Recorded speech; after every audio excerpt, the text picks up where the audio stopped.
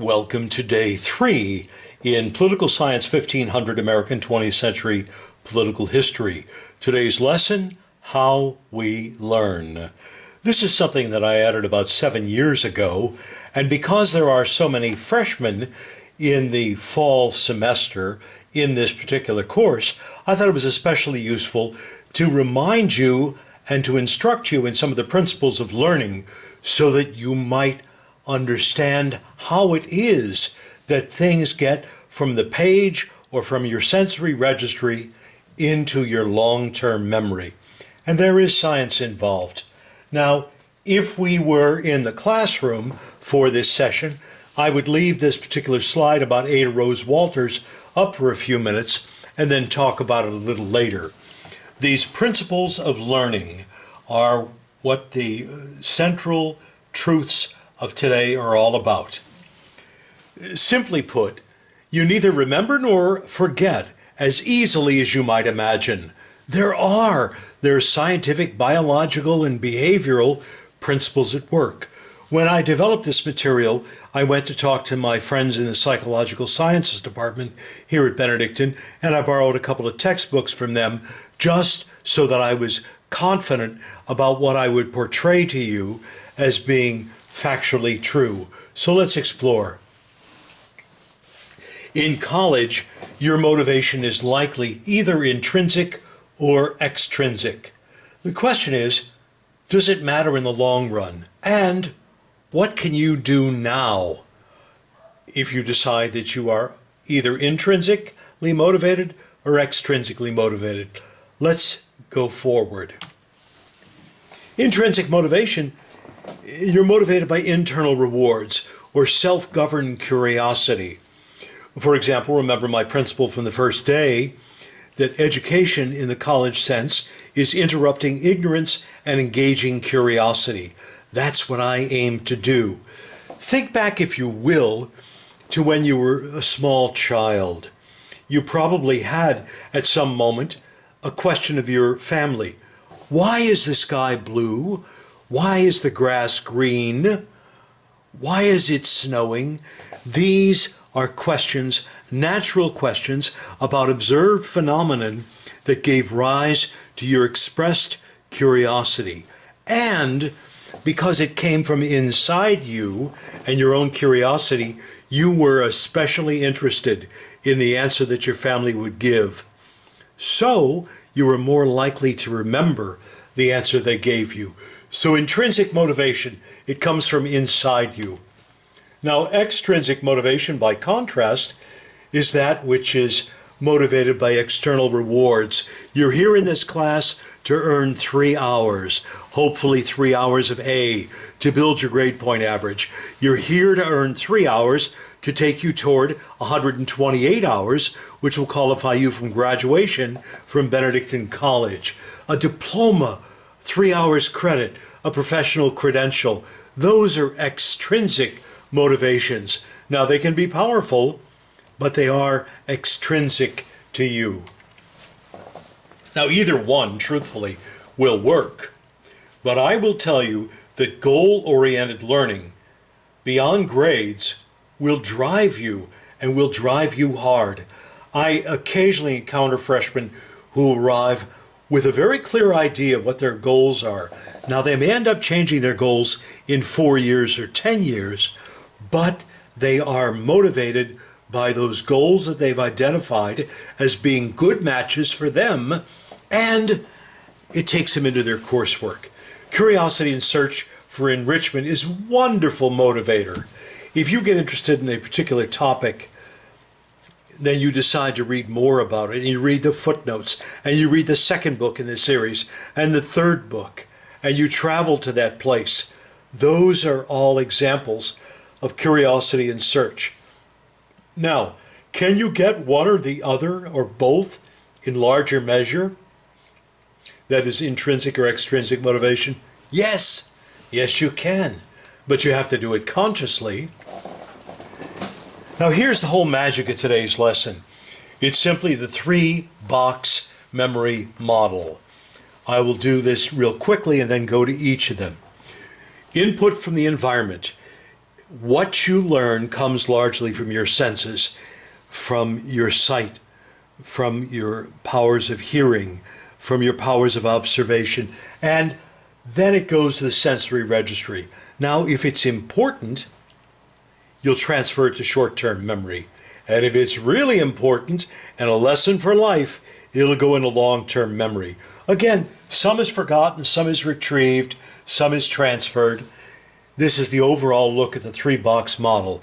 Let's do them one at a time. The sensory registry.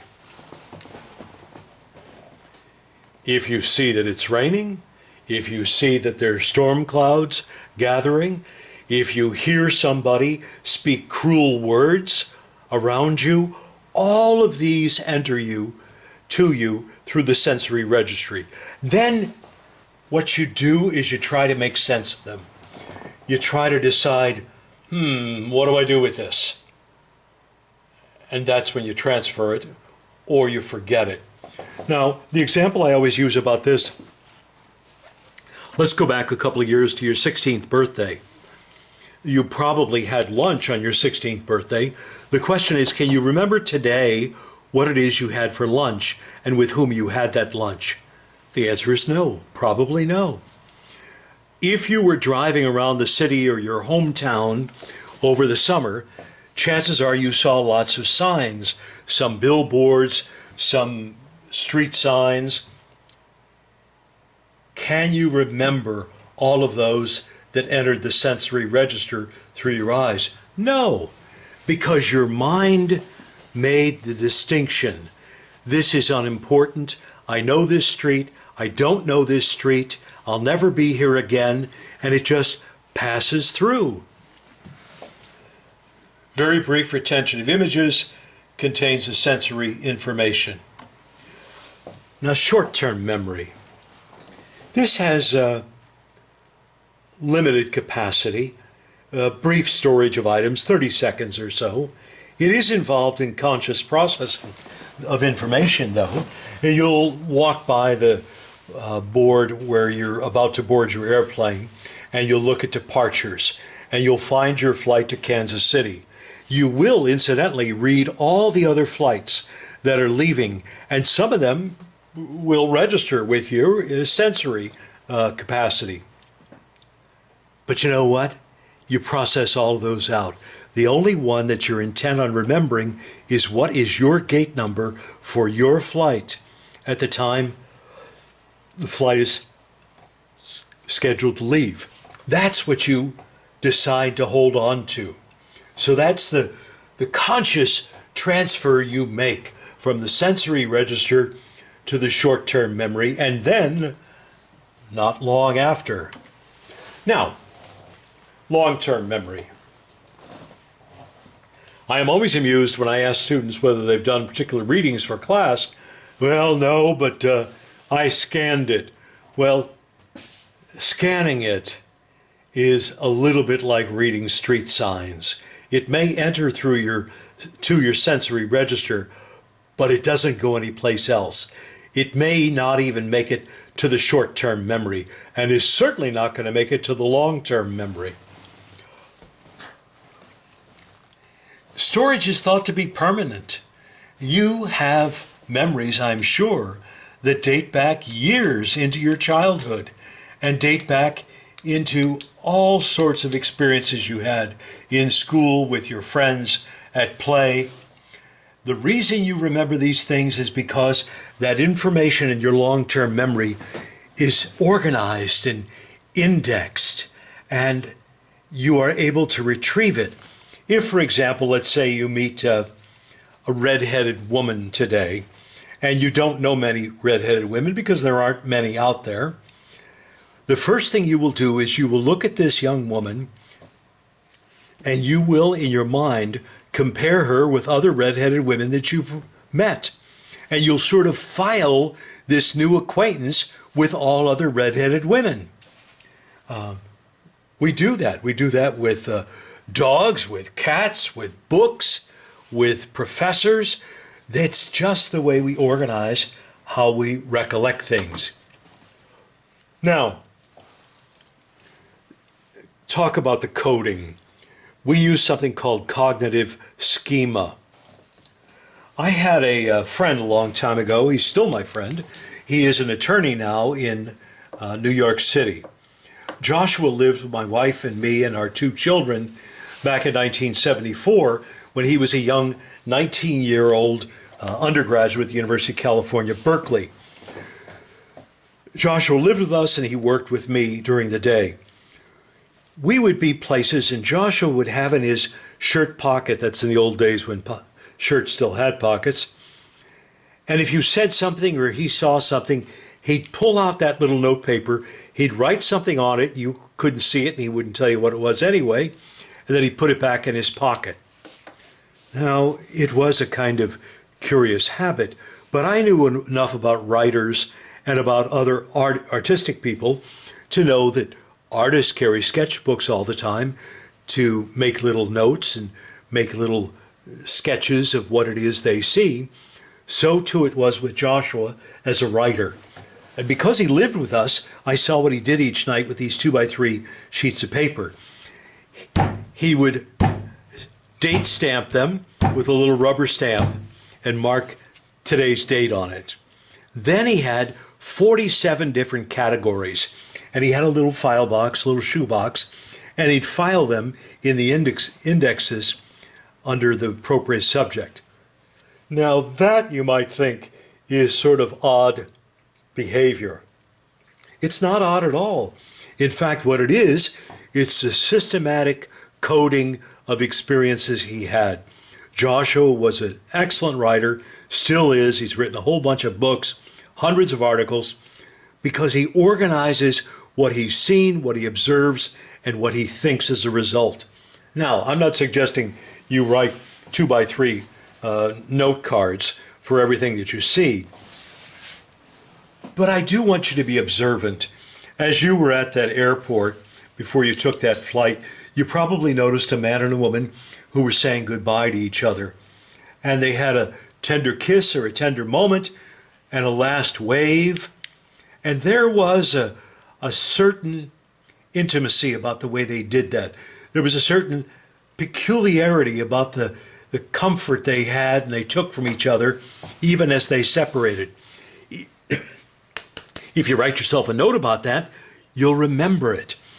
You'll observe a man, a woman, a child in the airport, at the grocery store, and you'll say, wow, I wonder what that person's life story is. Write yourself a note, and you may end up writing a short story about it, or using this as a character in some artistic effort of yours. Now, rehearsal is an important part of remembering. Now, I remember when I was in 7th grade, Mr. Hahn wanted us to all memorize the Gettysburg Address. I'd never memorized anything quite as long as that before 7th grade. So I remember sitting on the stairs of the basement of our house, repeating and repeating, 77 years ago, our fathers brought forth on this continent a new nation, conceived in liberty, dedicated to the proposition that all men are created equal. We are gathered in a great battlefield, repeating it, repeating it, repeating it, repeating it. And that's the way I memorized it. And then a couple of days later, I got called in front of class. My knees were shaking because I hadn't done much of this before, but I remembered it because of the maintenance rehearsal. Now, there's also something called elaborative rehearsal. If you are a young person who's been in theater, let's say you've been in musical theater, dramatic theater, comedic theater, you have all these lines to say. You have to be attentive to the other actors' lines. And when you say a line, you cross the stage, stand before this actor, speak to that actor, turn and make another move. That's what's called elaborative rehearsal. You associate the elaboration of the movement with the memory and with the words. So there are a couple of different ways to do that. There is also deep processing that comes by way of mnemonics. It's a great word for the spelling bee, isn't it? It simply means a memory device. Now, in some cases, students will take, 6 or 7 words that they have to remember, key phrases, and they'll take the first letter of each, and it will form a word, even a nonsense word, and they'll remember those letters as a prompt to help them remember the word associated with it in the list. That's a very simple mnemonic. The other thing you can do is when you meet someone new, for example, I met a student named Sophia Baker a couple of years ago, and I put in my mind that I could see her standing at a table in a bakery with flour and all this other kind of stuff, that she could be a baker. And it gave me a reason to remember her identity. It was just an artificial device. That's what a mnemonic is. Now, some features of learning. Can you improve the way your brain codes this information? The answer is yes. Yes, you can. You can do that consciously. When we get to that RRU project I have you do during the semester, you'll see how that works. I have also learned that repetition works. Repetition works. Whether you're reading a passage twice or whether you're reciting the Gettysburg Address twice, repetition will help you code and remember this. Now, my brother's childhood. In a minute here, I'll show you a picture taken of us at a picnic with our family back in 1956, just a couple of weeks before my 9th birthday. And if you look at the picture, you can see there it says Caution High Bluff. My brother, my dad, and I are standing there, and I remember that day.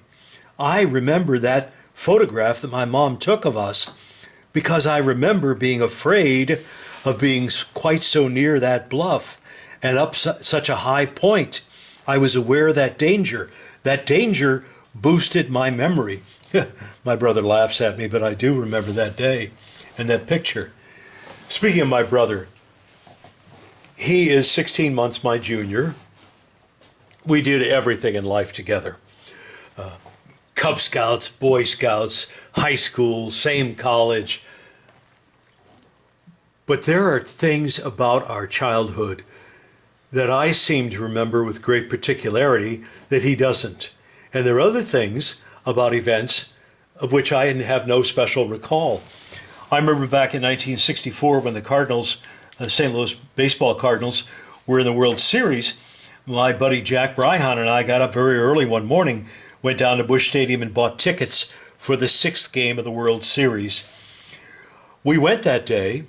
It was a beautiful day. However, the Cardinals lost. They lost score of 8-3. Mantle, Maris, and Pepitone all had home runs. Pepe's was a grand slam. It's easy to remember that because I've only been in one World Series game in my life.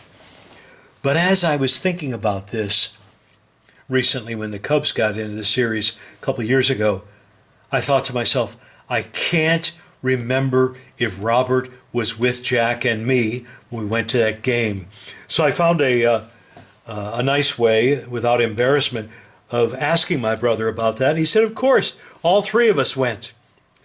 So as clear as your memories can be about so much, some of it can also be fragmented or frankly wrong or empty. Now, music helps. I don't know why, but I can tell you I've got hundreds of songs that go bouncing around in my head, and I don't play a musical instrument, although I do like music a lot. But all my songs are like from the 20s, the 30s, the 40s, not my 20s, but the 1920s, 1930s, 1940s. And I know all the lyrics, and it's just a means of, I amuse myself with that. I took students to Washington in January of 1999 to see the new Congress be sworn in. There were 3 girls, and we were walking near Lafayette Park, not very far from the White House one evening, and the one girl, Connie, said to the other 2, oh, she named an album, and then she said, The Third Cut. And then all 3 of them, without further prompting, all sang all the lyrics of this song on The Third Cut. I observed this and I said to myself, wait a minute.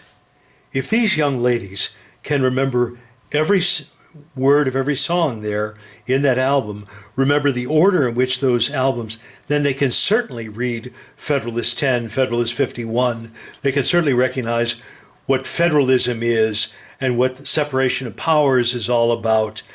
It just, you have that power. It's clearly music helps. I suppose after you watch Hamilton, if you had a chance to see it on the Disney Channel this summer, that if I could only take the lessons of this class and set them to music like Juan Manuel Miranda did, maybe you'd do better in this class, but I can't and I'm not going to. Now, distraction hurts, there's no question about that. My son Jeffrey used to insist that he was doing his homework while he was sitting there watching television. I said, Jeff, how can you do both? Oh, I can do both. This homework's not very hard. Well, the truth is that he didn't get much out of the homework. He may have gone through the motions, but he probably did not get much out of it while he was trying to watch television.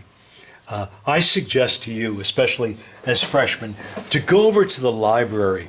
The second floor of the library especially has all these little windowed rooms and windowed places where you can take your books after class, sit there, read without distraction for an hour, hour and a half, 2 hours before you go back to your room and then to the dining hall. And you'll be surprised at how much more you recall out of those readings when you don't have the distractions that you do in your room.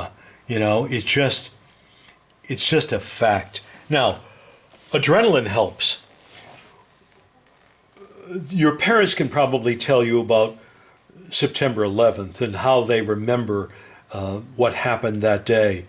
I am old enough to remember the assassination of John Kennedy in 1963, and I can remember with great clarity what it was like that day in high school when we heard about the president being shot. The reason we remember is because that shot of adrenaline goes to your brain and impresses those memories, and it gives you this jolt. Now, the problem with adrenaline is that when men and women are in combat and they're shot at or shot down or hurt, they also get a shot of adrenaline. And that shot of adrenaline makes the post-traumatic stress disorder even worse because their memories of those events are either terribly fogged or terribly clear. And the clarity of those memories gives rise to nightmares and dreams and all the trepidation that they suffer with that disorder. Now, there was a couple of years ago talk by some researchers that they could actually give pharmaceutical to soldiers and help them forget some of these vivid and painful memories. Except the problem was that when you did that, you were also erasing part of this soldier's personality, because those memories are what make up our personality. So I haven't read any more about that. I need to look and see if they're still considering that. Well, for crying out loud, Al Trowbridge, what is it, 9 years, 7 months, and 12 days since I last ran into you? 10:32 a.m., a Saturday, Felcher's hardware store. You were buying sealer for your blacktop driveway. Tell me, Al, how did that sealer hold up? Did it work? As strange as it may sound, there are people with autobiographical memory. Now, for most of them, it is a curse rather than a blessing. It's great to have a good memory, but to have autobiographical memory, there are people that I know who are associated on the autistic spectrum who may have this as one of their compensating strengths.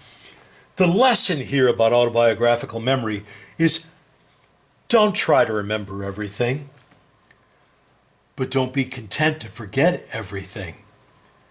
Because wisdom comes from that blend of knowledge and experience. I recently, over the summer, saw a Netflix documentary about two identical twins who are autistic, who both have autobiographical memory. It's a remarkable, the Lyman sisters, Lyman. It's a remarkable story about them, and I encourage you to look it up on Netflix if you have one of those subscriptions. So, autobiographical memory. Don't aspire to it because you're not going to have it. And don't look to process everything into your sensory register and then just let it fade away